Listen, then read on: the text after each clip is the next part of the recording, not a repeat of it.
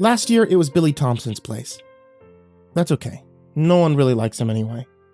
Everyone pretends, though, because we gave them a going-away party. I remember standing there watching my dad drink a beer and commenting about how everyone was putting on a fake face. I don't really know what that means. How do you put on a face that isn't yours? Dad drinks a lot, especially when he's upset. Him and Billy's dad worked together over at the factory, so I know he was mad that they had to go. I didn't understand it then, and I don't understand it now. Their house is nice. It's a 2-story with a big backyard, which includes a swing set and sandpit that I loved to play in when I was little. I'm almost 10 now, so that stuff's for babies. Besides, there isn't a sandpit there anymore, even if I wanted to play in it anyway. No, there's just a big blank yard. Billy's house is gone. His dad's car is gone. Even a swing set in the grass is gone. Now there's just this strange white dirt that Dad says we aren't supposed to touch. My younger sister Tammy did it a few weeks ago, and I think that's why things are going bad for us now. She says she can't feel her foot anymore. I didn't tell Dad. I was scared that I would get in trouble for playing too close to the blank yard. Dad's been drinking a lot more recently. I think it's because he knows that we're going to be next. The next house to go away, I mean. Is it because Tammy touched the white dirt? That scares me. I feel bad for even getting that close. But it's weird, right? Houses that just vanish for no reason. I remember when Billy's house vanished, there was this weird shimmer right before it happened. Everyone felt a little sleepy, and then they were gone. Not demolished, but just up and vanished into thin air. I remember asking Dad why this happened, and he admitted he didn't know. In fact, nobody in our neighborhood does. That's scary too. We all know that it's going to happen, and that someday it might happen to us. No one is sure when it started. Mr. Clark has lived here for about 60 years. He says that something happened in his backyard in the 70s, and ever since then, houses have just been vanishing. The only thing that's the same is when it happens.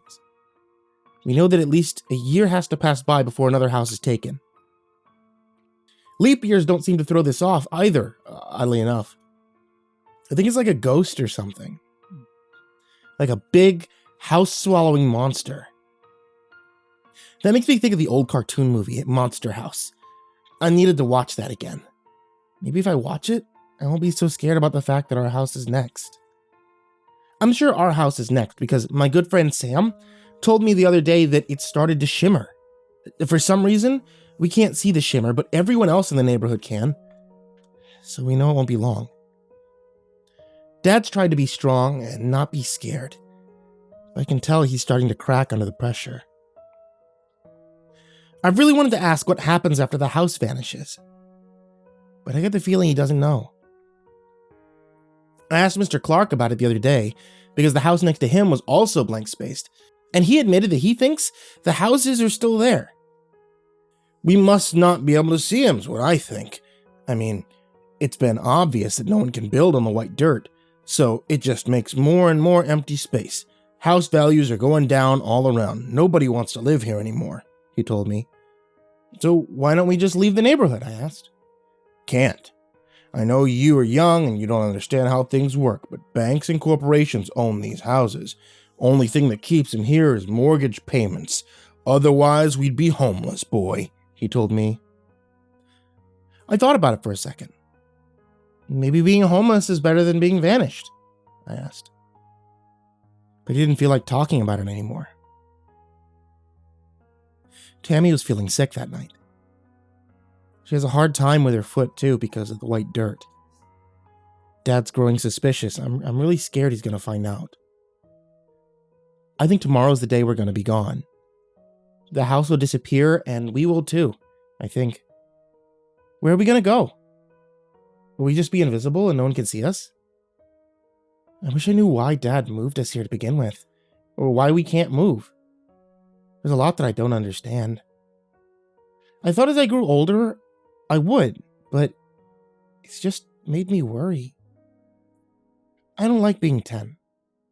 It was easier when I was 7, and I saw a house vanish.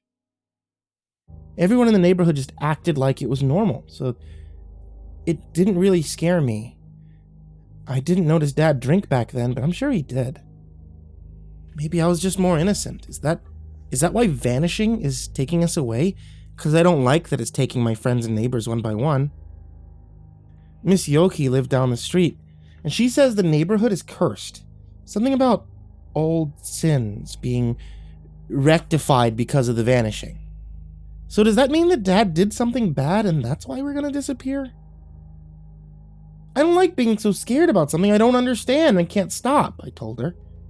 It's always been that way. But just remember, when it's over, you won't have anything to worry about anymore. You'll be fine. One day my house will vanish too. Then I can be free, she said with a smile. Does she mean that I would die? It sounded like it. I don't want to have to pay for my dad's curse.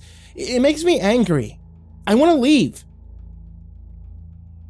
I tried to. Yesterday, I got so mad because Dad was drunk and passed out on the couch, and I took Tammy and started for the end of the neighborhood. We've been beyond our neighborhood plenty of times, not very many visitors, though. Mr. Clark says that everyone around us tries to ignore us.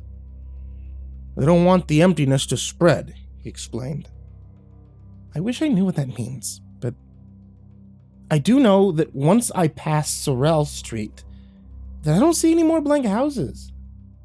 So that means it only affects us, right? Although it does make me wonder, what will happen 50 years from now when all the houses are gone? I guess if we're invisible, we can all be invisible neighbors together. But as we pass Billy's vacant lot where his house once stood, I realize this can't be the truth. It feels so cold and dead there, like the house took away all that was good from the area when it vanished. Maybe it took the color too. Is that why it looks so bleak? Makes me feel uneasy to even go near it. But this is the closest way out of the neighborhood. My plan, if I have one, is to get out and call Mom. She managed to leave a few years back, so that must mean that we're safe to leave too, right? I just don't understand why everyone's okay with us staying here and vanishing along with the house. We can leave. We're almost at the last house. This one belongs to a family that I haven't met, but it seems nice enough. It reminds me of every other house in the neighborhood. And then I felt a little lost. I couldn't make heads or tails of anything. I got vertigo. I once got vertigo as a kid, and I got dizzy, and I couldn't stand up straight all day. That's how it felt. Tammy was there to help me, and she kept me from puking. When I came to, we were still in the neighborhood. And I realized that somehow we had traveled back towards our house. I asked Tammy about it, but she didn't know. It made me feel very uneasy, because all our neighbors were watching us, making me feel like we weren't allowed to leave. Maybe we can't.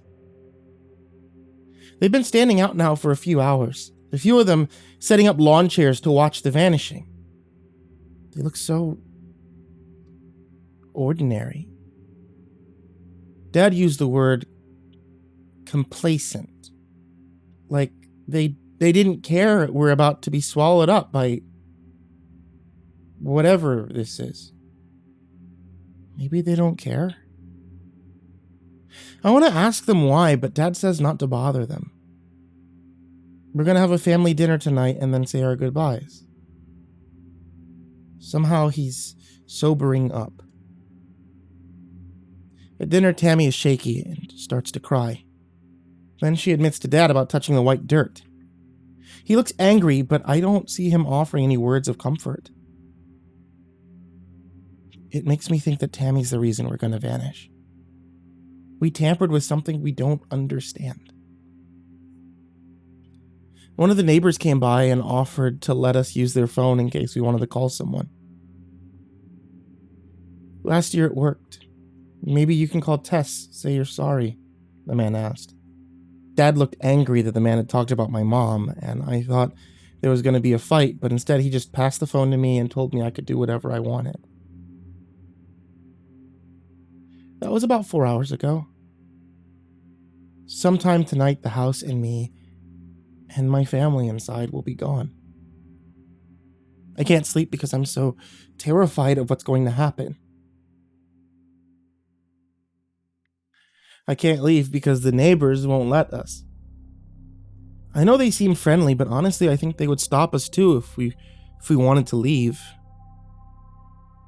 I think they're making sure we vanish. That way, it doesn't happen to them next. Maybe it's like feeding a hungry wild animal. Keep it happy and fed, and it won't turn on you. I did try to call Mom. I was blubbering so much, trying to explain what was happening, but she told me to let go. Sweetie, it's gonna be okay. You can move on now. Be with Grandpa. That made me smile. I would like that very much. I'm holding Tammy now and looking at the neighbors, trying to remember which one of them said that letting go is hard. They have no idea. It's not just hard for the people we're leaving behind. It's terrifying me. I don't know what's next. The shimmering is getting brighter. I should probably go now. I don't think I'll get a chance to finish this last bit of ice cream. I wish I did. I really wish I did.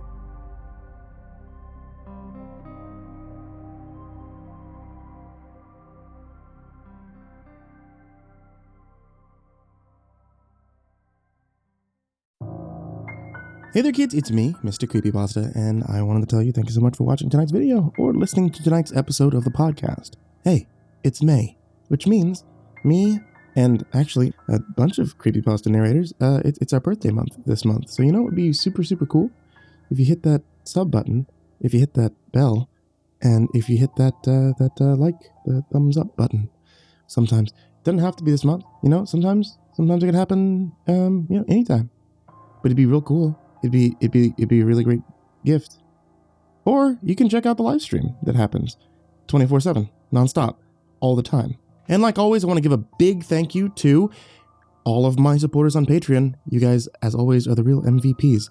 And I really appreciate it. If you guys want to join them, you can head over to patreon.com/MrCreepyPasta and see all these cool, fine folk that I'm about to mispronounce the names of here or in the description down below. People such as Jacob Shaffer, Zach, Jordan Alexander Sanchez, Brian Arce, Ken Lando Higuchi, Bobby Karman, Tristain Pelton, Chase Burnett, Diana Kraus, Melancholy Corpse, Hollow Zero, Ferb, Harley, Tainted Raven, Katie Birch, Sashi Suzaku, Katrina Beisel, Kayden the Spooky Boy, Zane Nightshade, MyBodySoundsLikeRiceKrispys, AshWood, Lord of the Weebs, Jay, Miss Xandra, MrUnsettlingSpaghetti, Eurogore, Tsuji Campbell, Marco Takes Dabs 420, Stricken, Azurine Fox, Robert White, Andre Garcia, Snails Brennard, Legit Quad Feed, Fried Chicken 12, James Bruce, Chris Levins, Freddy Krueger, Tynanny, 1-800-Nightmare, Unknown Nobody, Michael Scarborough, Infernal One, James Lowe, Lisa Cottrell, Jimbo the Hutt, Caspian, Jordan Ells, Hades' Nephew, Tater Chip, Acid System, Prozac and Pancake Appreciation Society,